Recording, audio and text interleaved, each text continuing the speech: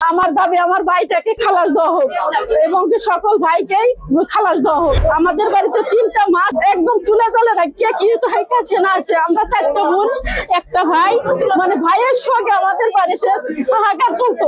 ঢাকা কেন্দ্রীয় কারাগারে আমি আসার পরে ভাইয়ের চেহারা দেখে তো আমি অবস্থা খারাপ।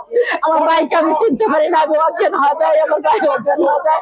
যাই হোক, তারপরে এরকম ভাবে রিমান্ডে 3বার নেওয়া হয়েছিল। আমার ভাইয়ের নাম সিপাহী আতোয়ার রহমান, মোর ব্যাটসম্যান হচ্ছে ৭৫-৬২। আমার বাড়ি হচ্ছে সিরাজগঞ্জ জেলা চৌহালি থানা। আমার ভাইয়ের চাকরি হয়েছিল মাত্র ট্রেনিং সহকারে 3 বছর। আমার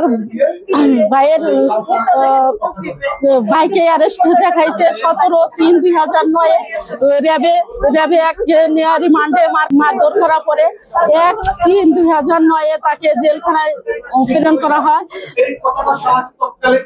এক করে 3বার রিমান্ডে নিয়ে 12 দিন করে রিমান্ড ডাকার পরেও ওর কাছ থেকে কোনো তথ্য পায় নাই। যখনই তথ্য না পাইছে ওকে প্রচুর পরিমাণ মারধর করছে। মারধর করে একদম আমাদের বাড়িতে একবার খবরও যাচ্ছে যে আতোয়ারের লাশ আসছে, মানে আমাদের পাশের এক বিডিআরের লাশ আছে আমাদের বাড়িতে। সুরাটটা আমাদের বাড়িতে পুরো 3টা মাস কোনো আমার বাইরে র্যাবের হেডকোয়ার্টার ছিল, মানে জানি না, মানে ওকে নিখোঁজ তালিকা 5 জন ব্যক্তির নাম রাখা হয়েছে, মানে ওর কোনো খোঁজ খবর নাই।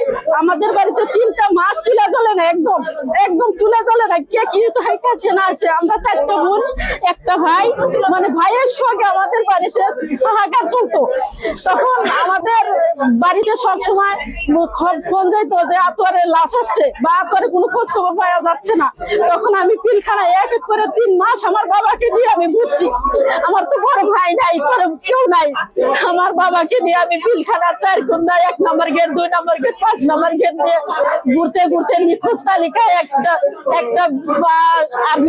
আর্মির কাছে মানে তথ্য দিছিলাম আমাদের এলাকার, যে মামা যেভাবে ছবির মাধ্যমে আমার ভাইয়ের খোঁজ পাওয়া গেছে। একটা ছবি দিছিলাম, এই ছবির মাধ্যমে আমার ভাইয়ের হেডকোয়ার্টারে পাওয়া গেছে। তখন আমি ভাইয়ের খোঁজটা পাই, আমার মা বাবাকে সান্ত্বনা আছে। আমার মা এদিকে হাসপাতালে 3 মাস ধরে হাসপাতালে ছিল মা। আমার বাবা তো একবারে প্রতিবন্ধীর মতো বসে রয়েছে, কিছু বলতে পারে না। তখন আমার ভাইয়ের যখন খোঁজ খবর পাইলাম, তখন আমার মা আস্তে আস্তে নাকি হয়। তখন যাই হোক, পরে ঢাকার হেডকোয়ার্টার থেকে যখন ওকে জেলখানায় আমি আবার ঢাকা কেন্দ্রীয় কারাগারে আমি আসার পরে ভাইয়ের চেহারা দেখে তো আমি অবস্থা খারাপ। আমার ভাইকে আমি চিনতে পারি না, আমি অজ্ঞান হওয়া যায়, আমার ভাই অজ্ঞান হওয়া যায়। যাই হোক, তারপরে এরকম ভাবে রিমান্ডে 3বার নেওয়া হয়েছিল। 3বার নেওয়ার পরে 12 দিন করে রিমান্ড রাখছে। আমার ভাইয়ের কাছ থেকে কোনো তথ্য পায় নাই। যখন তথ্য না পাইছে, বারবার রিমান্ডে দিছে। তারপরে তারপরে বলছে তোর পুরো ফ্যামিলিকে নিঃস্ব করে দেবো, এই অনেক ভয় দেখাইছে। তারপরে আমার ভাইয়ের কাছ থেকে সাদা কাগজের টিপ নিয়ে, মানে টিপসও নিছে না বা কোনো সাইন নিছে কিনা ও নিজেও বলতে পারে না, ওর জ্ঞান ছিল না। পরে এভাবে ওকে জেলখানা প্রেরণ করা হয়। হ্যাঁ, বিডিআরের ভিতরে র্যাবের হেডকোয়ার্টার থেকে নিয়ে এই যে আব্দুল কারা, এখন তো এই লোকটা নির্দোষ ভাবে মানে কত করা হয়েছে। এই লোকটা নির্দোষ ভাবে আমার ভাইটাকে মানে সাদা কাগজে পর্যন্ত নেওয়া হয়েছে।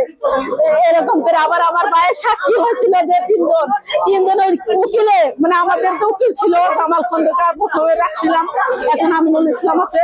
মানে সেই জামাল খন্দকার ওই বিস্ফোরক মামলায় মেজর মাকসুদুল আমার ভাইয়ের যে সাক্ষী ছিল, তাকে এমন ভাবেই করার কারণে সে থেকে যাওয়ার পরে মানে সবাই বলছে খালাস, মানে আমার ভাই খালাস পাইবে। এরকম পারে যে অত কোনো দোষ ত্রুটি পাইল না, মানে এই যে সাক্ষী সে নিজেই স্বীকার গেছে। আমি বলছি এরকম ভাবে আমার ভাইটা এখন ভাই জেলখানায় অসুস্থ ছিল, ঢাকা মেডিকেল হাসপাতাল পর্যন্ত নিয়ে ডিক্টেট করা হয়েছে।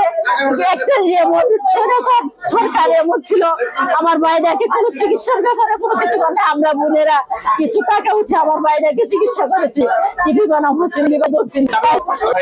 এখন ঢাকা কাপড় আছে। এখন আমরা চাই আমার বাইরেকে নির্দোষ, বাইরেকে নিরহ বাবারা যারা জেলে আছে তাদেরকে সকলকে মুক্তি দেওয়া হোক। তারপর আমার নিরহ বাইরে জেল খেলা থেকে 5ই আগস্টের পরে আমার ভাইয়ের সাথে মোবাইলে কথা হয়েছে। সে বলছে যে এখন একটা সুযোগ, আল্লাহর কাছে শুকরিয়া আদায় করো।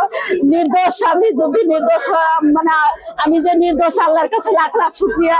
যদি আমি তোমাদের নির্দোষ ভাই হিসেবে আমি দাবি করতেছি, তোমরা একটু নড়াচড়া করো, আমি খালাস পাওয়া যাবো ইনশাল্লাহ। সাক্ষী ছিল, ওর সাক্ষী ছিল 3 জন না, এক কোনো সাহেব। তো আমার দাবি আমার ভাইটাকে খালাস দেওয়া হোক এবং সকল ভাইকেই খালাস দেওয়া হোক। আমার এই অন্তর্বর্তী সরকার উপদেষ্টার কাছে আমার একটাই দাবি, যেমন নাহিদ এবং কি আসিফ উপদেষ্টা, এদের কাছে আমার সকলের কাছে আমার একটাই দাবি, আমার নির্দোষ ভাইটাকে খালাস করে আমাদের ভাই বোনের কাছে ফেরত দেওয়া হোক এবং সকল ভাই বাবাকে নির্দোষ হিসেবে খালাস দিয়ে আমাদের জামিন করে দেওয়ার পরে সঠিক বিচার করে তদন্ত করে নির্দোষ দোষীদেরকে বিচারের আওতায় আনা হোক, এটাই আমাদের দাবি।